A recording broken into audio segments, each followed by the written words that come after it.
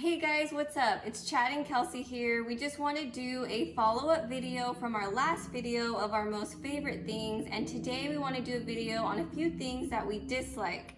But just keep in mind, none of these are a deal breaker. We absolutely still love our Tesla Model Y, but we did want to bring you a video on a few things that we wish were different or that we do not like. Yeah, so I'll start with one of mine that I really don't like about it is the fact of the rock chips on the side. The rear door, the lower part of the door, you will get rock chips if you don't either get some PPF film on there, so it's paint protection film, or some sort of mud flaps. Now I ended up going with the Tesla OEM mud flaps, and those have been working great. They look great, they're durable. The functionality is perfect. I haven't noticed any new rock chips on it.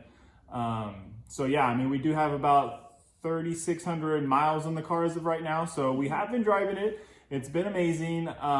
But yeah, the mud flaps have been on there for only probably about 200 miles or so. So, but I do know they're doing the job. Just by looking on the inside of them, I can definitely tell that it's blocking some debris and doing its job. Okay, so the next thing I want to talk about is bugs. So bugs in the front of the car, I mean, it's definitely something that you're gonna get. You're gonna have to get used to. So I typically like to wash the car at least once a week, depending on how much we're driving it, obviously. The bugs do build up. So yeah, that's something you have to get used to. I heard doing some sort of like a ceramic coat on the front makes it a lot easier to get the bugs off. But yeah, I don't know. It's something I probably am going to do down the line, but that's definitely one of the things I dislike. The next one, I didn't notice it until I was wiping the seats down with some baby wipes, and the rear seat on both sides is showing wear from the actual seat belt. You know, like when you go to pull it over your shoulder and buckle it in, that upper part of the seat is definitely starting to show some wear. So that's super surprising to me on how fast that's showing wear. I don't know. I don't know if it's something we need to mention to Tesla or not, but yeah, it's something to definitely keep an eye on, and definitely one of the bigger things I dislike so far.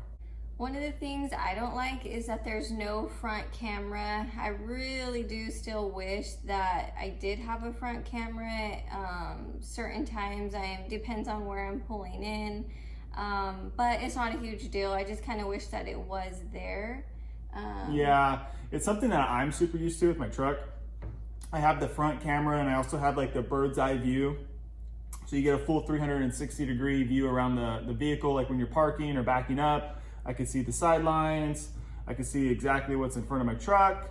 The Tesla doesn't have the bird view, and it doesn't have front camera. So it makes it a little bit more difficult if you're like pulling in a spot and you're afraid you're gonna hit the front bumper or whatever. It does have the sensors on the front, will make it easier, but you still don't like see it. I just fully don't trust it. I'm just like, I'm not sure, like what if it doesn't catch like a curve, like a higher curve or something. I'm just a little bit nervous, but it's not a huge deal. No, I mean, yeah, it's not a big deal. It's something we can definitely get used to. It's just something to note for the dislikes. And then also something too, I really wish that the Tesla had was the rear view mirror. I wish it was a camera versus just seeing like behind you. The window is small. A lot of people do complain about how small the window is and the visibility isn't good. It's never bothered me. It still hasn't bothered me yet. It's been absolutely fine, but I do think it would be really cool if they did make it to where it was a camera that you can see. Chad's truck is like that.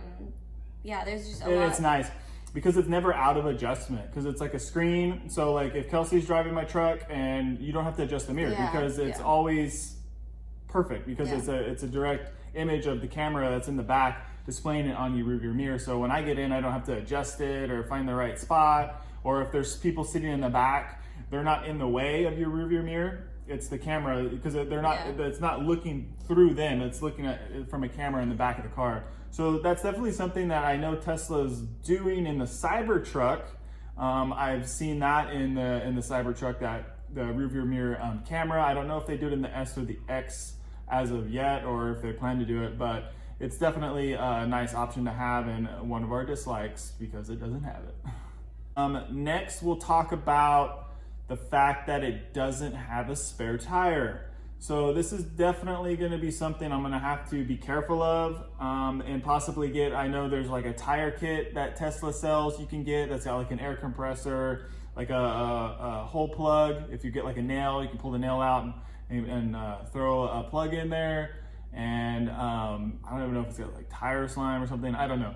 But that's something we're definitely gonna have to get and put in the car since there is no spare tire. And the other thing that's kind of annoying is the fact that if you even want to jack the car up, you have to have these special pucks that go in the bottom of the car, and then you can put the jack on there to lift the car up. So you can't even like get it changed out by like AAA or something unless they have these special jacks, or you buy them yourself and have them in the car for whenever you do have a situation where you do need the tire changed or whatever.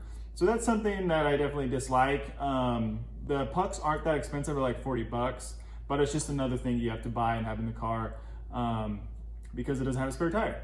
So add that to the dislike list. Also, I would say one of my top dislikes is that incoming calls, the volume goes way down. So if you have an incoming call and you hit answer, you're like, hello, hello, and then you're like, oh shoot, I gotta turn the volume up over here on your steering wheel.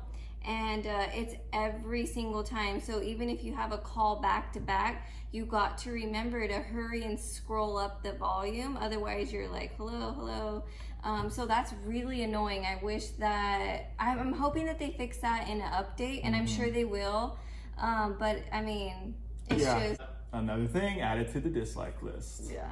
All right, so one of the other things that kind of bothers me is my phone does not charge in the charging plate. What are these things called? The little, I don't know what you call them, but it's just like the two little slots on the new center console that you can put a phone. Those, when I put my phone there, it's the bigger phone, the bigger iPhone. What is it, the Max? Yeah, I'm not sure. Or something? Yeah, I don't, so many iPhones. But it does not pick up the wireless charge through the plate there.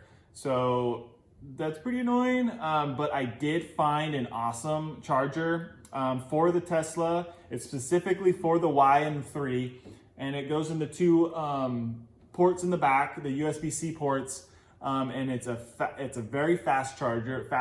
It charges your phone in like an hour. So say it's dead and you're driving on a trip or something, it'll be completely charged in like an hour or so. I'll link that in the description if you guys are interested. Highly recommend it. It's been great supplement to the charging wireless charging pad not working.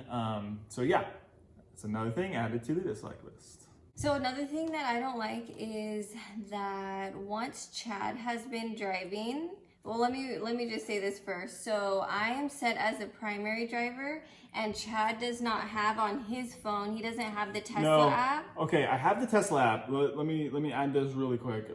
I had it set up, right? I had the car set up on my phone. Yeah. I don't know if we just can't figure this stuff out or what, but to have my phone connected to the car and her phone connected to the car, and then if she's driving, but I get in first, the car thinks it's me, and then she gets in and it's got to adjust the settings or whatever, but it's adjusting my settings. So then we're like, okay, it's so frustrating. You got to click her name, and then it like goes back, and then it's like, it's just very confusing. I know you can make it like a primary phone.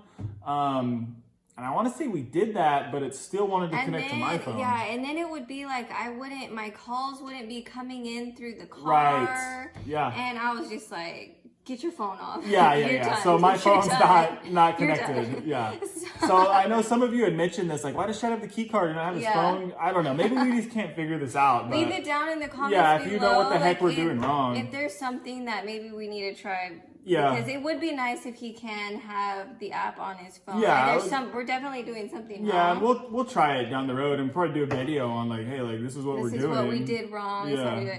But yeah, so like even now, if I notice that when Chad's been driving, he obviously uses his little key card. And then I come to drive, then it's like, doesn't recognize me, and it's telling me to put my key card. You have to put it on the center console. And I'm just, I don't know why. Yeah, I don't know at first I couldn't figure out why it would be doing that. Like, okay, I drove with the key card, right? And then she has her phone that's got the app and everything, and it's been working all along. And then she goes to get in the car, or it doesn't unlock, right? It's like, the car's locked. I gotta unlock it. She has her phone, right? It's on and all that stuff. She gets in and she's okay. It should be good. I'm gonna go drive. It's asking, place the key card down on the center console. Like, what the heck is going on? So, possible things that could be happening in this case is her Tesla app on her phone had been completely closed out. You know, when you can swipe up and you can see the apps and you can close them. So that's one possibility. The app is not running in the background, so it's not even registering to the car. The other possibility is if her phone has died and she hasn't had time to reopen the Tesla app before going to the car. Again, the app would not be running in the background, so this could be causing the same problem. So I think those two scenarios could be what's happened the past couple times, but I don't know. I'll have to test that out. There was another time too. Chad had opened the car with his key card. He was showing somebody the car, and then a few minutes, he was done, had walked away. A few minutes later, I came up, wanted to open up the car door, and it wasn't opening. Right. It was like not recognizing that I was right there. It should have unlocked. So that was kind of weird. Yeah. So and there's been maybe a few other times that it didn't open, but that's just, it's not a huge deal. Yeah, but I mean, I want to figure it out because I don't know why it's doing that. So, but yeah, add that to the dislike list.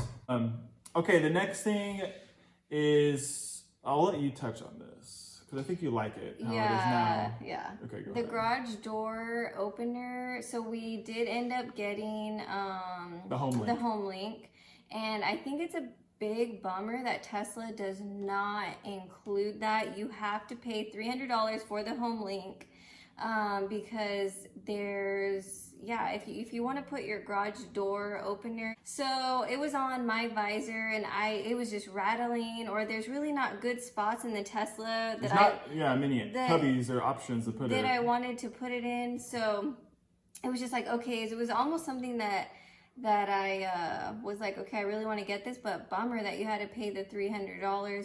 These two last items, I wouldn't say are necessarily dislikes for us, but it could be dislikes or turnoffs, hates, whatever, for you guys.